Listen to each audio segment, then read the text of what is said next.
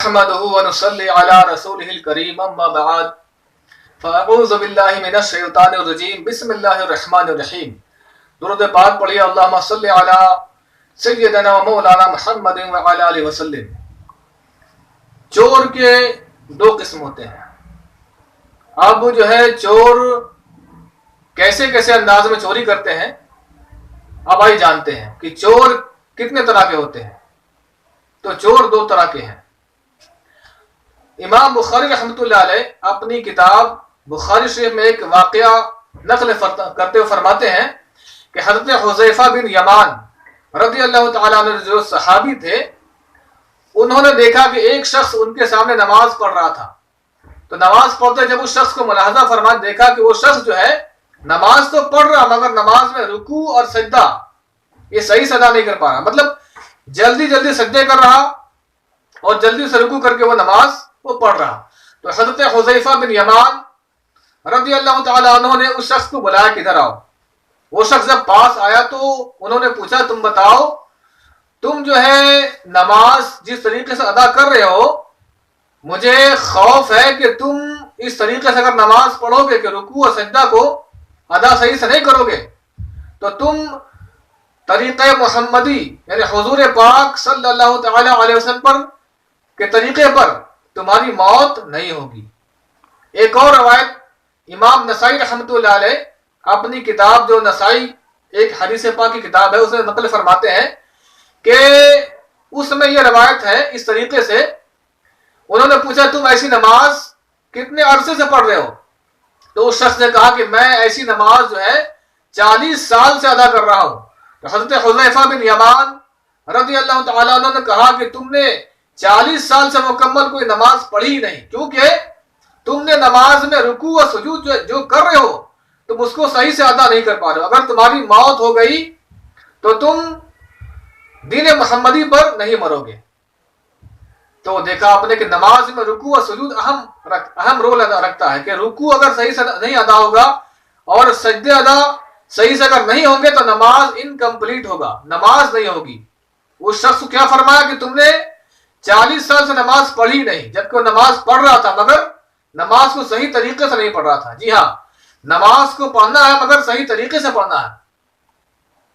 لیکن اگر جو نماز صحیح طریقے سے نہیں پڑھتے تو ان کے لیے سخت وعید ہے کہ حضور پاک صلی اللہ تعالی علیہ وآلہ وسلم نے ایک مرتبہ ارشاد فرمایا کہ بدترین چور وہ ہے جو اپنی نماز میں چوری کرتے ہیں. تو صحابہ کرام عالم رضوان نے پوچھا یا رسول اللہ صلی اللہ تعالی علیہ وآلہ وسلم یہ نماز میں چوری کیسے, نماز کے چور کون ہیں؟ تو حضور پاک صلی اللہ تعالی علیہ وآلہ وسلم نے ارشاد فرمایا کہ جو نماز میں رکوع و سجود کو صحیح سے ادا نہیں کرتے وہ نماز کے چور ہیں. اس کا خلاصہ کرتے ہوئے مرآت المناجیح میں مفتی احمد یار خان نعیمی رحمۃ اللہ علیہ فرماتے ہیں کہ چور دو قسم کے ہوتے ہیں, ایک مال کا چور دوسرا نماز کا چور. تو مال کے چور سے زیادہ خطرناک نماز کا چور ہے. چونکہ اگر کوئی مال چوری کرتا ہے تو مال چوری کرنے والوں کو سزا ملتی ہے مگر اس کو نفع بھی ہوتا ہے.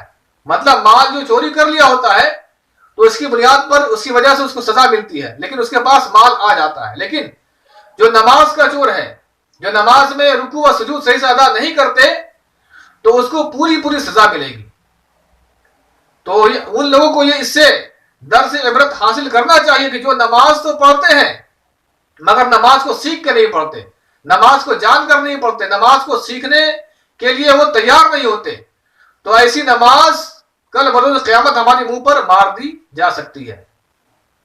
تو وہ نمازی حضرات اس واقعے سے اس سبق سے اس واقعے سے درس لیں, عبرت حاصل کریں کہ جو نماز میں رکوع و سجدہ صحیح سے ادا نہیں کرتے ہیں. جی ہاں نماز کی حالت میں رکوع کرنے کے بعد پورا ایسے کھڑا ہونا سیدھا ہو کر کھڑے ہو کر ایک بار سبحان اللہ پڑھنے کے برابر ٹھہرنا یہ واجب ہے. اس کو بولتے ہیں تعدیل ارکان. اور دونوں سجدوں کے درمیان میں ایک سجدہ کیا پھر سجدے سے سر اٹھایا تو اتنا ٹھہراؤ ہونا چاہیے کہ ایک بار سبحان اللہ پڑھا جا سکے. پڑھنا نہیں ہے بلکہ ایک بار سبحان اللہ پڑھنے کے برابر یہ رکنا واجب ہے. اگر کوئی جلدی جلدی سجدہ کرے گا، جلدی جلدی رکوع کرے گا، مطلب صحیح سے کھڑا نہیں ہوا، فوراً سجدے میں چلا گیا، اور پھر صحیح سے اٹھا بیٹھا نہیں، پھر سجدے میں چلا گیا، تو اس سے نماز انکمپلیٹ ہوتی ہے، واجب ترک ہوتا ہے.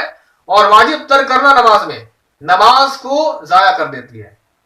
کیونکہ اگر نماز میں جان بوجھ کر واجب ترک کیا تو نماز ہوئی ہی نہیں، اور اگر انجانے میں ترک کی اور سجدہ سہو نہیں کیا تب بھی نماز انکمپلیٹ ہے.